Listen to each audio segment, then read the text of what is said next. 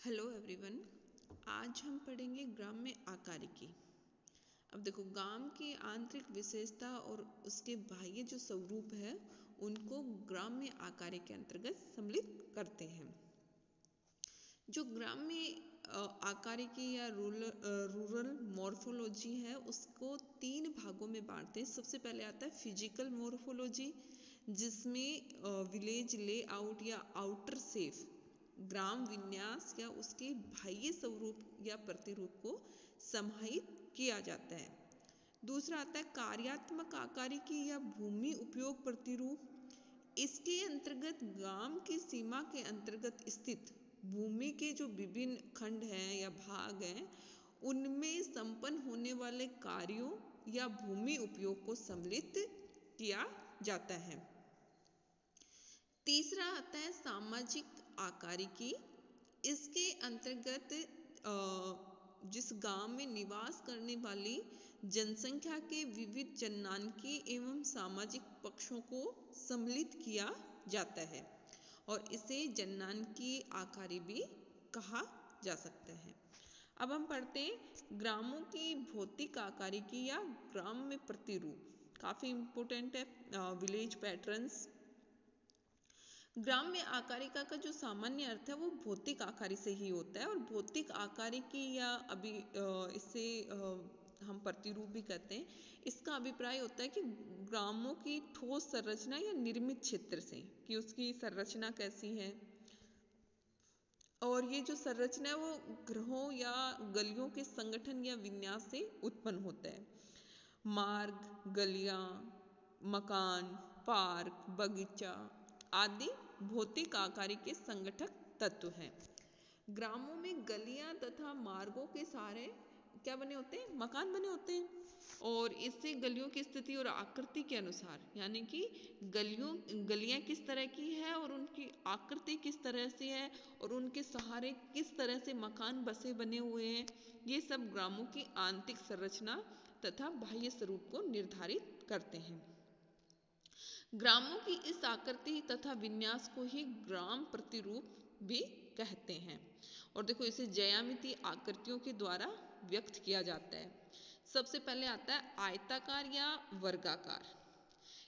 इस तरह का जो प्रतिरूप है वो सर्वाधिक समतल मैदानी भागों में मिलता है और वहां पर क्या होता है कि लंबाई चौड़ाई बराबर होने पे क्या होते हैं, गांव पहले तो उनकी ग्राम क्या करती है, वर्गाकार होती है, लेकिन जब एक तरफ लंबाई बढ़ जाती है तो उनकी आकृति कैसी हो जाती है, आयताकार हो जाती है। इसमें गलियां क्या होती है, सीधी होती है और एक दूसरे को समकोण पर काटती हैं गलियां। देखो इसमें इस तरह से होता है, पहले तो इस तरह से चौकोर बनता है पर जब इस तरह से एक बढ़ जाता है तो आयताकार प्रतिरूप का निर्माण होता है। अगला आता है रेखी। तो रेखी में किसी जैसे ये मार्ग है, कोई सड़क है या नहर है या नदी है और इसके सहारे पंक्तिबद्ध रूप से इस तरह से मकान जब बन जाते हैं तो इसको रेखीय प्रतिरूप कहते हैं।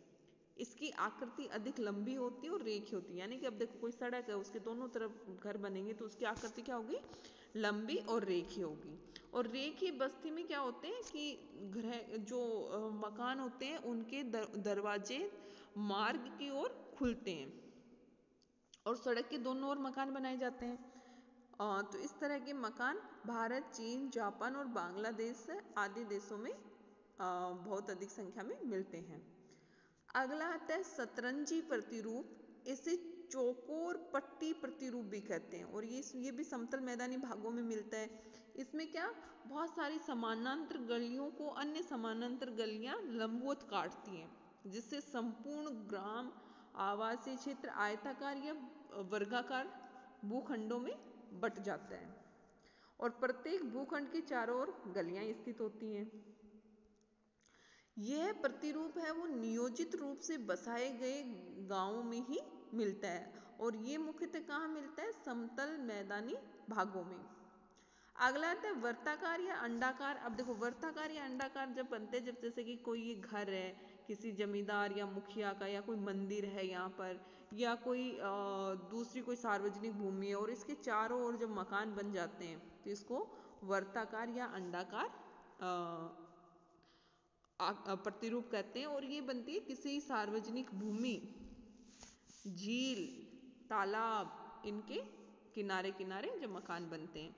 ये भी दो तरह की होती है, जब कोई सार्वजनिक भूमि या भवन या जमींदार या मुखिया के भवन या धार्मिक भवन आदि के चारों ओर जब कोई गांव बसता है तो उसको नाभिकीय गांव या नाभिकीय ग्राम कहते हैं। और जब किसी जलाशय यानी किसी तालाब या झील के चारों ओर कोई गांव बसता है या बसती है तो उसको आकृति को निहारिका के समान माना जाता है, तो उसे निहारिका ग्राम कहते हैं। अगला आता है अर्धवर्ताकार प्रतिरूप। अर्धवर्ताकार प्रतिरूप तब बनता है जैसे कि कोई नदी है और इसका ये इस तरह से विसर्प है और इसके इस तरह कोई इसके इधर एक बस्ती बन गई तो इसको करते हैं अर्धवर्ताकार। या कोई गोखुर झील है या कोई वर्ताकार जलाशय है तो इसके किनारे केवल एक और बसे हुए ग्राम की जो आकृति है वो होती है अर्धवर्ताकार। और इसमें कोई वर्ताकार झील या तालाब के किनारे भी जब गांव का बसाव पूरे जलाशय को नहीं होता है और केवल एक या दो दिशा में होता है तो उस गांव को भी अर्धवर्ताकार ही कहा जाता है। अगला आता है त्रिभुजाकार प्रतिरूप। अब देखो कभी जलीय या स्थलीय बाधा यानी कि जलीय या स्थलीय बाधा आ गई और इस तरह से कोई सड़क आ रही है लेकिन यहाँ पर कोई स्थलीय बाधा आ गई तो ये सड़क यहाँ से इस तरह से मुड़ जाती है तो इनके सहारे बनने वाले ग्राम के प्रतिरूप को त्रिभुजाकार प्रतिरूप कहते हैं। अगला आता अरीय प्रतिरूप। तो देखो जब गांव के केंद्र से विभिन्न दिशाओं में क्या होती है, ये गांव का केंद्र और इसके विभिन्न दिशाओं में सड़कें निकलती है और इन सड़कों के दोनों तरफ क्या घरों का निर्माण हो जाता है तो इसको बोलते हैं अरीय प्रतिरूप। लेकिन जब अरीय प्रतिरूप के जो बीच का खाली भाग होता है उसमें भी जब मकान बन जाते हैं तो इसकी आकृति हो जाती है तारा प्रतिरूप की जैसी। कुछ अन्य प्रतिरूप भी मिलते हैं जैसे कि एल, टी, तीर प्रतिरूप, पंखा प्रतिरूप। ये जब मिलती है जब एक सड़क सीधी जा रही हो और एक सड़क उसके लंबवत मिलती हो पर काटती नहीं हो तो ऐसे टी मुहाइनी पर जो मार्ग के सारे बसा होता है उसको टी आकृति कहते हैं। जब दो मार्गों के संगम पर किसी अवरोध के कारण दोनों मार्गों में केवल एक और किनारे पर घर बसे होते हैं जैसे यहाँ पर इस तरह से कोई सड़क आ रही है और इस तरह मुड़ रही है और यहाँ पर कोई पहाड़ी है तो इसके सहारे जो मकान बनेंगे उसको एल आकृति की या एल प्रतिरूप बनेगा। कभी कभी नदी या झील के मोड़ पर इस तरह से कोई नदी या झील है इसके मोड़ पर कोई अगर बन जाते हैं इस तरह से अधिवास या कोई गांव बस जाते हैं तो उसको तीर प्रतिरूप कहते हैं। और कभी कभी नदियों के डेल्टाई भूमि या पर्वत के पाद प्रदेश में निर्मित जलोढ़ पंख पर बसी बस्तियों को पंखे की भांति होती है, अगर वो जलोढ़ पंख पे बसी हुई होती है तो उसको पंखा प्रतिरूप भी कहते हैं। अब देखो एक एक एग्जाम्पल समझाती हूँ। ये है रेखीय प्रतिरूप। रेखीय प्रतिरूप में क्या है जैसे कि बीच में कोई सड़क जा रही है और इसके दोनों तरफ ये घर बने हुए, रेखीय लंबी है और क्या है सीधी है, रेखीय है। ये है त्रिभुजाकार कि जब ये सड़क है कोई और ये सड़क इसमें आके मिल रही है तो ये त्रिभुजाकार है। फिर आता है वर्गाकार। इसमें देखो सड़कें एक दूसरों को वर्गाकार या लंबवत काटती हैं। अरीय प्रतिरूप किसी गांव के केंद्र से चारों तरफ क्या होती है सड़कें जा रही हैं गांव के केंद्र से चारों तरफ और इनके सहारे जो मकान बनते हैं उसको अरीय प्रतिरूप कहते हैं। सतरंजी प्रतिरूप। सतरंजी प्रतिरूप में देखो बहुत आयताकार और वर्गाकार सड़कों का क्या होता है जाल बिछा होता है। तारा प्रतिरूप। तारा प्रतिरूप में देखो ये अरीय प्रतिरूप था और इसके बीच में भी जब मकानों का निर्माण हो जाता है या ग्रह बन जाते हैं तो इसको आकृति तारा जैसी हो जाती है। अब देखो ये है वर्ताकार प्रतिरूप। तो इसमें तो देखो बीच में क्या है कोई जलाशय लग रहा है तो इसको निहारिका प्रतिरूप भी कहेंगे। अगर इसकी जगह कोई सार्वजनिक भूमि है या किसी जमींदार का घर है या कोई देवालय है मंदिर है तो इसको बोलेंगे नाभिकीय प्रतिरूप। ये तीर प्रतिरूप यानी जब कोई नदी या झील या सड़क के मोड़ पर जो अधिवास बन जाते हैं तो उसको तीर प्रतिरूप कहते हैं। अगला आता है अर्धवर्ताकार। अब ये देखो कोई नदी का मोड़ है और इस पे क्या बने अधिवास बन गए तो इसको अर्धवर्ताकार पंखा प्रतिरूप जो कि जब नदी पहाड़ी क्षेत्रों से नीचे उतरती है तो वो अपने साथ मलबा का एक निक्षेप कर देती है और वहाँ पंखा जैसी आकृति बनती है जिसको जलोढ़ पंख कहते हैं। तो वहाँ पर जो प्रतिरूप बनता है उसको पंखा प्रतिरूप कहते हैं। अगला आता है बेडोल प्रतिरूप। तो देखो भारत सहित विश्व के बहुत सारे ऐसे देश हैं जहाँ पर असंख्य ग्रामीण अधिवास हैं और उनमें कोई निश्चित आकृति नहीं होती, ऐसे ही बना लिए जाते हैं।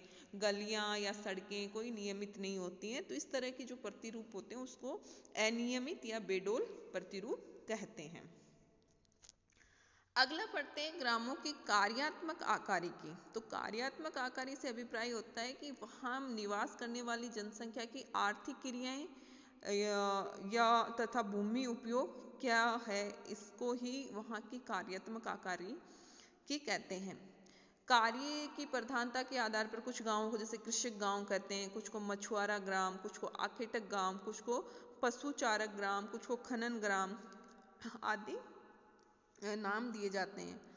लेकिन कार्यात्मक विविधता का प्रभाव ग्रामीण भूमि उपयोग पर भी पाया जाता है और ग्रामों की कार्यात्मक आकृति मुख्यतः भूमि उपयोग से संबंधित होती है। इसे भूमि उपयोग आकारी भी कहते हैं। किसको? कार्यात्मक आकारिकों को भूमि उपयोग आकारिकी या मोर्फोलॉजी भी कहते हैं।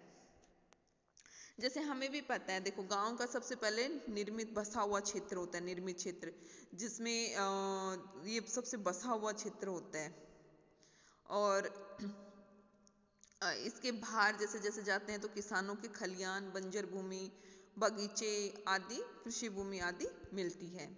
इस बसे हुए भाग में क्या होते हैं, जो कृषक होते हैं या भूस्वामी होते हैं, कृषक श्रमिक होते हैं या विभिन्न जो जातियां होती हैं जो अलग अलग काम करती हैं, वो इसमें अलग अलग प्रखंड बना के या अलग अलग खंड बना के रहती हैं। फिर इसके बाद आता है अकृषित भूमि। अकृषित भूमि में देखो क्या क्या होते हैं, ये खाली होती है, कृषि काम में नहीं ली जाती। इसमें खलियान लगाए होते हैं कृषकों के, कंपोस्ट गड्ढे होते हैं, सार्वजनिक भूमि होती है या बंजर भूमि होती है इसमें।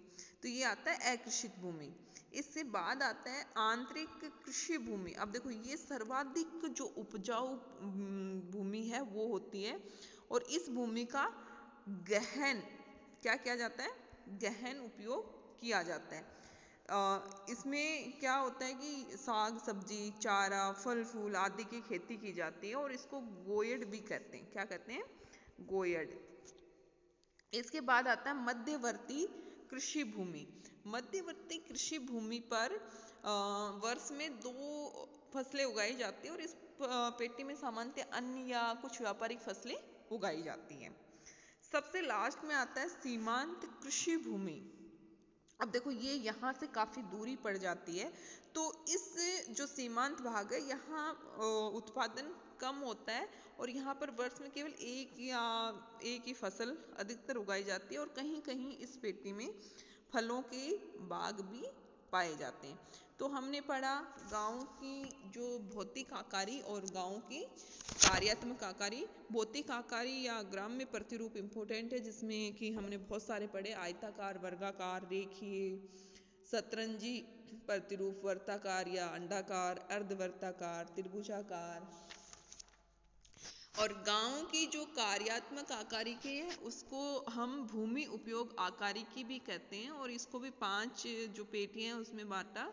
सबसे पहले निर्मित क्षेत्र, फिर अकृषित क्षेत्र, फिर आंतरिक कृषि भूमि, फिर मध्यवर्ती कृषि भूमि और लास्ट में, सबसे लास्ट में सीमांत कृषि भूमि। तो ये था गांव की जो प्रतिरूप है, ग्राम प्रतिरूप है या गांव की कार्यात्मक आकारिकी।